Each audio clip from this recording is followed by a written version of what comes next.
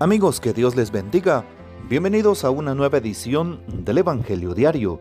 Estamos a miércoles 14 de enero, en esta primera semana del tiempo ordinario. El color litúrgico que predomina es el verde. Y para hoy recordamos y celebramos en la liturgia de la Iglesia a Santa Macrina la Mayor y a la Beata Verónica de Vinasco, religiosa. Santa Macrina nació en Asia Menor, se instruyó con la doctrina y las enseñanzas dejadas por San Gregorio el Taumaturgo, pues él murió en el año 270. Junto a su esposo vivió la persecución de Diocleciano.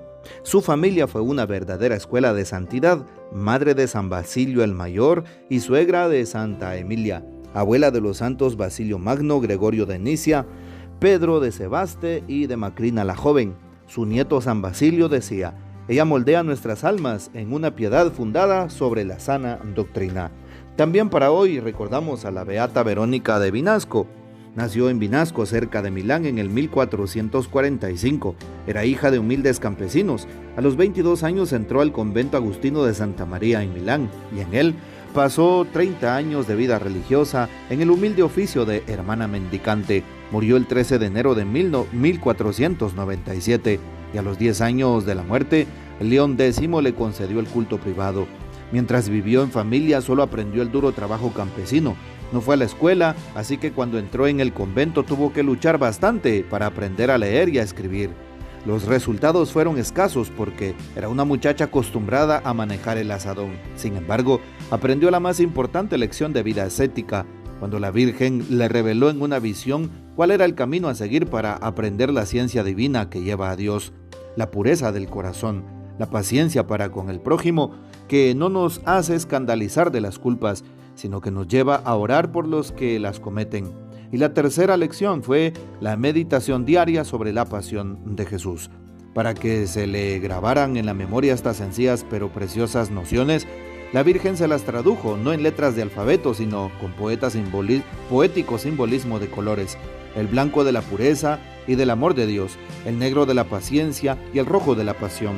Así esta humilde monja analfabeta aprendió la sabiduría directamente de la fuente divina y sin haber abierto ningún libro de teología y mucho menos un tratado de psicología. Sor Verónica maravillaba a cuantos se le acercaban por la audacia de su doctrina y por la clara intuición que tenía de las aflicciones de los demás. Además, Sor Verónica estaba en contacto permanente con la gente por el oficio que tenía de pedir limosna de puerta en puerta. Pero ella daba más de lo que recibía, dando a cuantos se le acercaban el pan que alimenta el alma. Por la invitación de la Virgen viajó a Roma a llevarle un mensaje al Papa, al tan denigrado Alejandro VI. El Papa, un gran devoto de la Virgen a pesar de todo, la recibió amablemente y la escuchó con atención, porque comprendió que se encontraba ante un alma privilegiada. La Beata Verónica gozó del don de la profecía y lo usó para preanunciar el día y la hora de su muerte. La profecía se cumplió puntualmente y Sor Verónica expiró serenamente cuando la campana llamaba a sus cohermanas al rezo de completas el 13 de enero de 1497. Pidamos pues su poderosa intercesión. Y para hoy tomamos el texto bíblico del Evangelio según San Marcos, capítulo 1, versículos 29 al 39. En aquel tiempo, al salir Jesús de la sinagoga, fue con Santiago y Juan a casa de Simón y Andrés. La suegra de Simón estaba en cama, con fiebre, y enseguida le avisaron a Jesús. Él se le acercó y tomándola de la mano, la levantó. En ese momento se le quitó la fiebre y se puso a servirles. Al atardecer, cuando el sol se ponía, le llevaron a todos los enfermos y poseídos del demonio, y todo el pueblo se apiñó junto a la puerta. Curó a muchos enfermos de diversos males y expulsó a muchos demonios, pero no dejó que los demonios hablaran, porque sabían quién era él. De madrugada, cuando todavía estaba muy oscuro, Jesús se levantó, salió y se fue a un lugar solitario donde se puso a orar. Simón y sus compañeros lo fueron a buscar y al encontrarlo le dijeron: «Todos te andan buscando». Él les dijo: Vamos a los pueblos cercanos para predicar también allá el Evangelio, pues para eso he venido. Y recorrió toda Galilea, predicando en las sinagogas y expulsando a los demonios. Palabra del Señor, gloria a ti, Señor Jesús.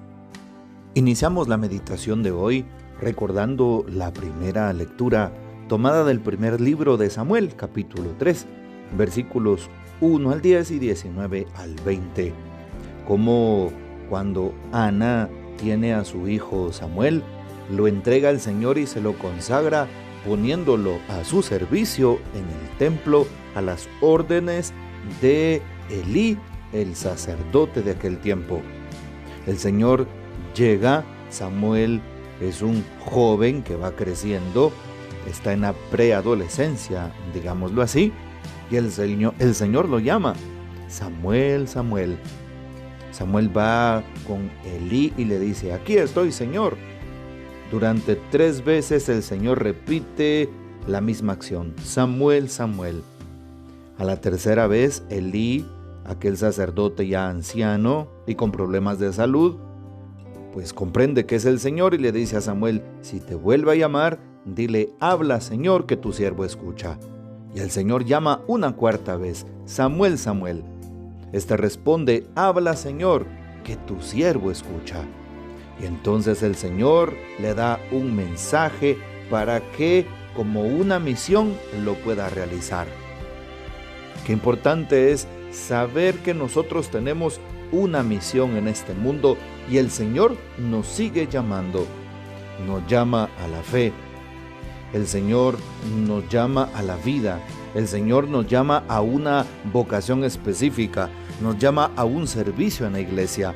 A ti te ha llamado a ser un buen padre, una buena madre de familia, un buen esposo, una buena esposa, un buen hijo, un buen nieto. Bueno, aparte de eso, nos llama a un servicio en un grupo, en una pastoral, por ejemplo, en la pastoral de liturgia en tu parroquia. Sí, el Señor nos sigue llamando. Y también llama a los jóvenes a una vocación específica, a una consagración a la vida religiosa, a la vida sacerdotal para los varones.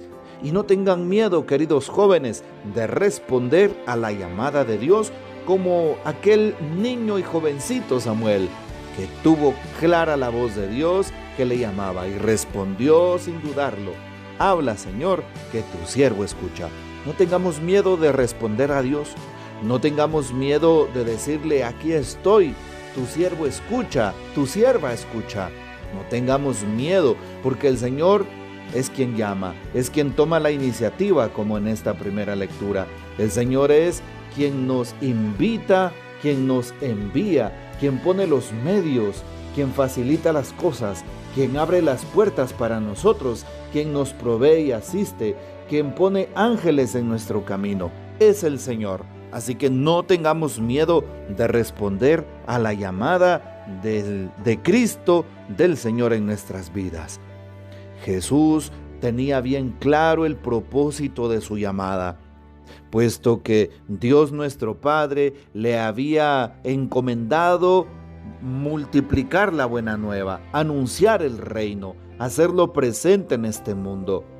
Y parte de esos signos de la presencia del reino, pues lo son, como dice hoy el Evangelio según San Marcos, la curación de los enfermos, sanó de la fiebre a la suegra de Pedro que estaba muy grave. Así es, también expulsaba a los demonios de aquellos que tenían una posesión. Curaba a tantos enfermos que le llevaban, expulsaba a aquellos demonios y resucitaba a los muertos. Jesús entonces cumplió a cabalidad la misión que Dios nuestro Padre le había encomendado. Y no solamente de anunciar el reino, de hacerlo presente, sino sobre todo de redimir al mundo, al género humano, con su pasión, muerte y gloriosa resurrección. Jesús cumplió su misión. La pregunta es, hermano, hermana, ¿estás cumpliendo la misión que Dios te ha dado? ¿Estás llevando a buen término aquel trabajo que Dios te encomendó? ¿Estás haciendo correctamente tu papel en esta sociedad? ¿Tratando de dejar una buena huella tratando de cambiar las cosas, tratando de vivir según el Evangelio, tratando de ser una persona santa en este mundo, pues a esto estamos invitados. Y por eso hoy el Señor nos da el ejemplo de lo que debemos hacer: ayudar al prójimo, tender una mano al necesitado. El primer mandamiento, cuando le preguntan a Jesús los fariseos y escribas, ¿cuál es el primero y más importante de los mandamientos? El primero es este, dice Jesús: amarás a Dios con todo tu corazón, con toda tu alma, con toda tu mente y con todas tus fuerzas. Sí, amar a Dios sobre todas las cosas. Y lo tenía claro Jesús.